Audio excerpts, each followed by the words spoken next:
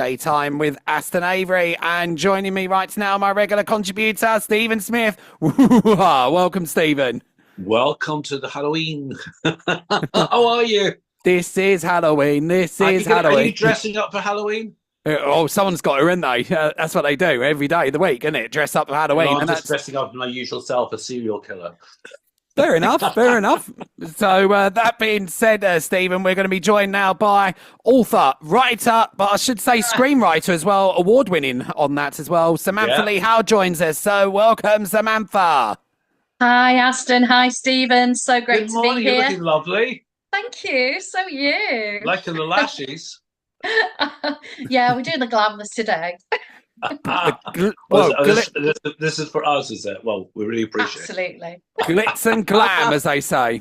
I mean, it's that time of year. I love Halloween. This is especially. I used to live in America, Samantha, and they do it big there. I mean, huge. It's as big as Christmas.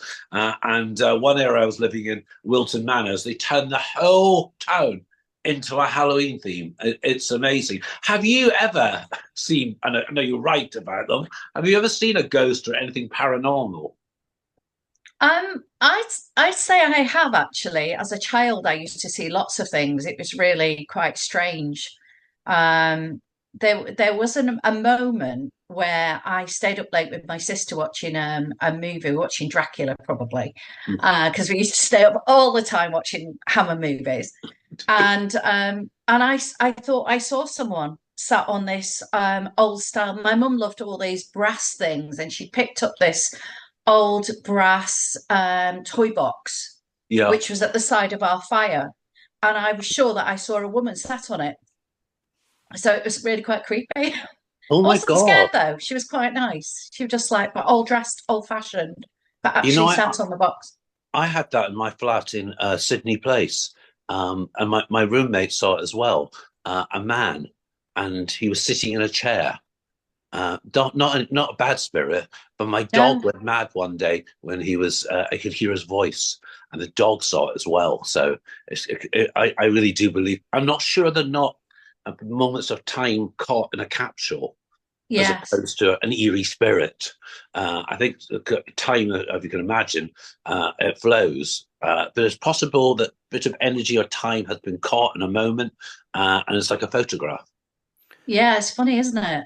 Yeah, it is funny. It's interesting. It is funny. So obviously with Halloween coming up as well, Samantha, on that, and next week I should say as well. So I think a lot of us are looking forward to that. So is there anything you're doing for Halloween this year, Samantha? No, I'm trying to think. There is something I'm doing next week, but it's not particularly Halloween based. No, I've not got any plans at all. And in fact, where I live, because I'm in a rural area, we don't really get anybody trick or treating either. A couple of times. You sent David out dressed as a mummy or something to bang on the door and get some sweets. Oh, he loves Halloween. And we are actually probably going to watch a lot of Halloween movies. We've already seen Trick or Treat this week. It's kind of a thing we do. The month of Halloween, we kind of watch more scary movies. I'm not watching that Terrifier though. Have you seen any of it? No. Oh no! Is it one of those slasher movies? It is a slasher movie. It is a slasher movie. I'm not into those. Chainsaws up the bottom. I mean, it's number one in America. It worries me that that's number one in America. Listen, I'm talking about number one in America. Your book was number one in America, The Stranger in Our Bed, and it was turned into a great film. What is your next book going to be about? Have you got one coming out? Well, because we're on the theme of Halloween, actually, it's quite appropriate because my next book, I'm taking a dip back into horror. So it's called The Soul Thief, and it's coming out. It's actually officially out on the 5th of December. Yeah. And it is a Gothic thriller.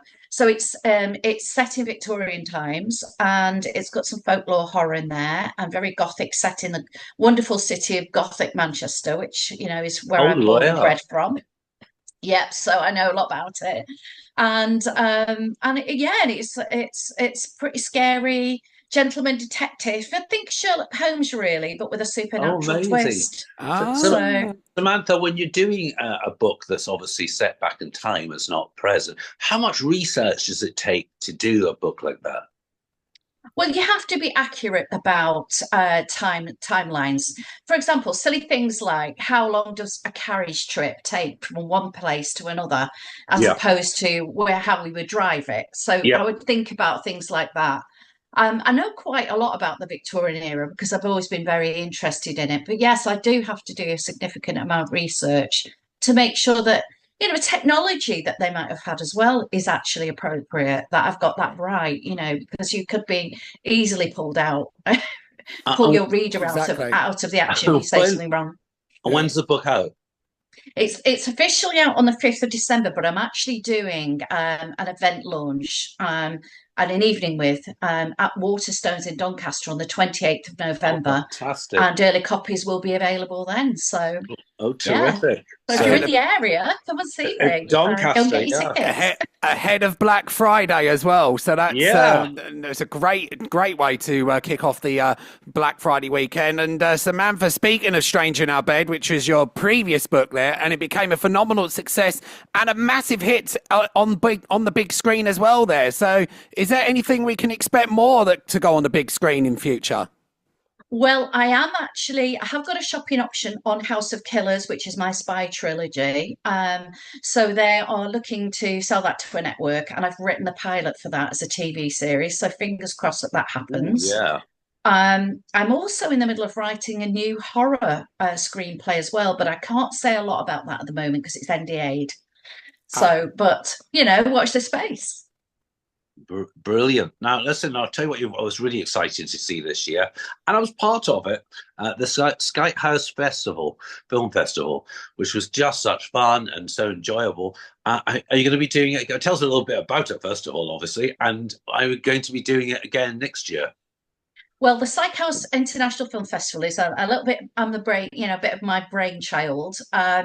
Because of being in so many film festivals and winning so many awards, I saw how other festivals treated the entrants and particularly the writers. And I thought, you know, I'd like to see this done better. I'd like people really respected. And I really decided one day that I wanted to do my own awards. So I started Psych House Film Festival, I think it was last January.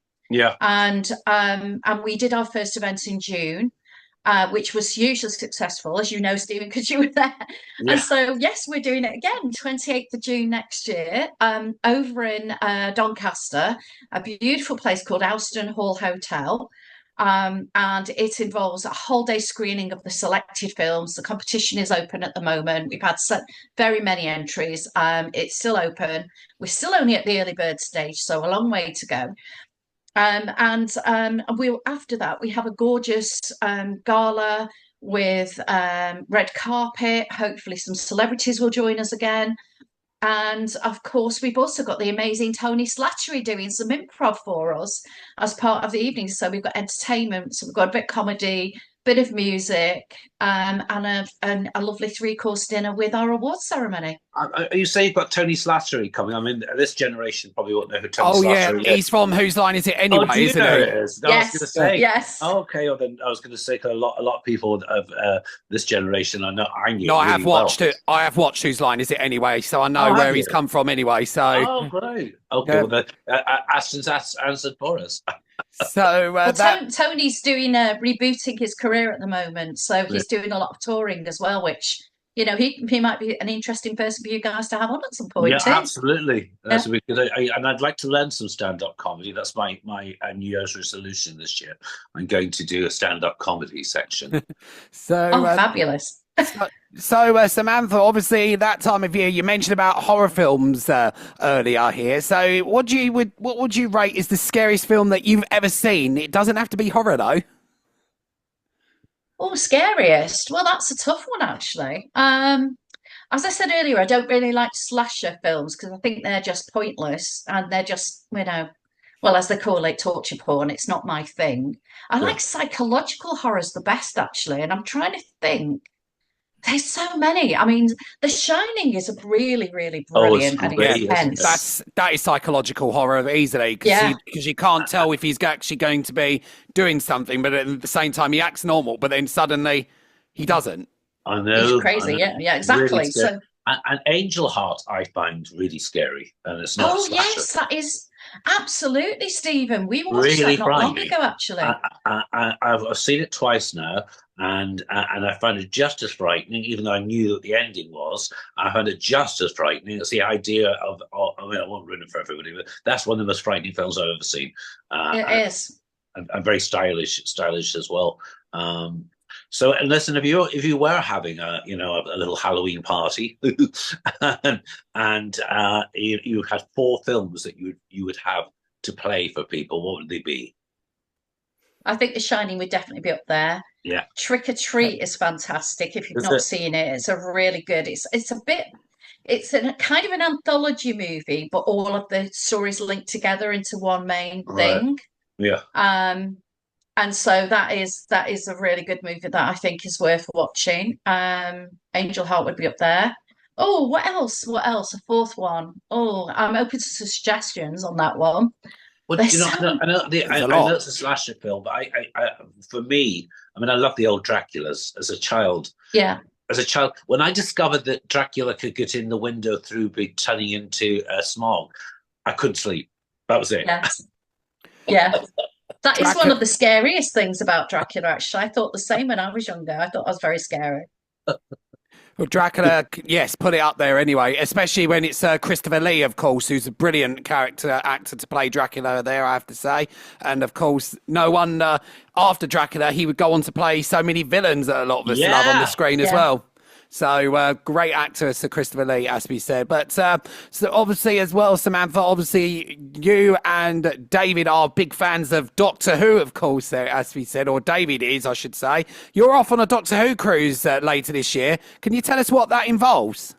Yeah, sure. Well, we're going on this amazing boat, Royal Caribbean, the Explorer of the Seas, and it's a 10-day cruise in the Caribbean. And basically, it's organised by amazing Doctor Who fan Dan Harris. And what he does is he puts together a group of people on a cruise with Doctor Who celebrities. So you've got Fraser Hines is going to be on it. You've got Sophie Aldred on it. You've got Sylvester McCoy. You've got David, my husband. We've got I'm there. You've got some Doctor Who monsters, guys who plays Doctor Who monsters. Tim Dane Reed is one I'm thinking of there, and some other writers. So it's quite a big collection of sort of like people from all areas of Doctor Who, Why am I and seeing? they're Why am I brought seeing? together with the fans. Why am I seeing a Dalek with a pina colada and a palm tree? There's very likely to be one, I'm sure. So, I mean, is it just like you got off and do the cruise things, and a Dalek comes Yeah. with you, or Well, I think there are sort of get-togethers. So I believe there's something to do with there's some little workshops, yeah. and we'll be going on trips together. It's more about them hanging out with everybody, and it being relaxed. So and then all dinners together. Everybody has a group dinners and that. Sort of so some we host different tables every night with different people, and those Oh, are moved fantastic! around. So it's really I'm really looking forward to it. It's going to be Oh, great. that sounds really good. Do you fancy that Aston a cruise? I don't mind anyway, because obviously depends the theme though, and that's always Doctor Who's a good theme, and there's obviously other theme ones out there, but my particular one, I won't say anything on air because obviously, because I think a lot of us know what that could be, because I do watch it every Saturday night. That's simple as that. Listen, One of the things that I think's fun about this though is it's traveling with a group of people. yeah. That's what I think makes it so much more fun because you've got your own little team that you're hanging out with. It's like going on a group party, but for 10 days. Exactly. It sounds like good fun. Well, listen, I'll tell you what, we've just had the Autism's Got Talent. which was a huge success this year. There was a very good presenter, but I won't talk about him right now. He's bigging me up. That's what it is. Oh, Well you? done. I heard good things. I heard very good things, Aston. I'm sure you were amazing. Last year, you were one of the judges at the Autism Hero Awards, and you were fantastic. Could you tell us a little bit what it means to you? And you're going to be judging this year. I am, yes. Well, to be honest with you, the stories, when you read them, are really, really emotional. And one of the things that it's about supporting that diversity and, especially neurodivergent people. And I am a little bit myself, to be honest. I'm in the process of being diagnosed with ADHD, which is probably not going to surprise anybody that knows me at all. And it just, our family as well, David's family particularly, have quite a lot of autistic traits in their family, and it really does mean a lot to us to be part of this, because we think that everyone deserves to have that platform and support, and to be applauded for all the great things that they can do. Absolutely. And there are some amazingly talented people, like you saw with obviously Autism Got Talent. I was really disappointed I couldn't make it this year, because last year it was incredibly moving. This is an incredible evening. But listen, just quickly, you touched on a point there, ADHD. How did you get diagnosed with it? A lot of people wonder. It's one of those things that I knew there was something different about me, and I'm even doing it now, trying really hard to sit still. I noticed during COVID that I was having a lot of Zoom meetings, and I'm the person that's sitting there doing this and fidgeting, and everyone else was sitting still on the camera. And it's a massive struggle. That was the first time I noticed it. Then my daughter got diagnosed, and she started telling me all of the reasons she'd been diagnosed. I went, but I'm like that, but I do that. And she said, I know. That's why I'm telling you, Mum, you need to, maybe get diagnosed and, get some support, because, you do get an awful lot of anxiety with ADHD. And of course you do. I get this thing which is a bit of a shame hangover. Somebody coined it to me, this wonderful Samantha Grierson coined that phrase to me, and I realised immediately what she was talking about, because we had a long talk, and she came to the Psych House Film Festival about it. And you're having conversations with people, or I might be on an interview, and the next day I will be convinced I've said and done something wrong, and I will be stressed and anxious and completely obsessed with the fact that I must have said something wrong. And you live in this constant fear of putting your foot in it, and I've been like that my whole life and not even realised what it was. And so, having talked to people, I went and filled in a form at my doctor's, and they've now referred me, which takes a long time unless you're prepared to pay private to do it. And I just can't really do that expensive, right isn't it? Yeah, so very expensive. Really interesting. So, Samantha, how can our listeners find out more about yourself and find out any of your new works? So you can go to my website, which is www.samanthaleehowe.co.uk. You can check me out on social media. So Facebook, I'm Samantha Lee Howe. Instagram, Samantha Lee Howe. I'm also on Threads and also on TikTok now. So just look out for me on social media as well. Oh, thank you so much for coming on. Thank you, Samantha. Come on again soon, please. Especially, come on after the cruise. We want to hear all about it. Yeah. I'd love to. Thank you, Samantha. Thank you, guys. Lovely to see you. Bye. Bye.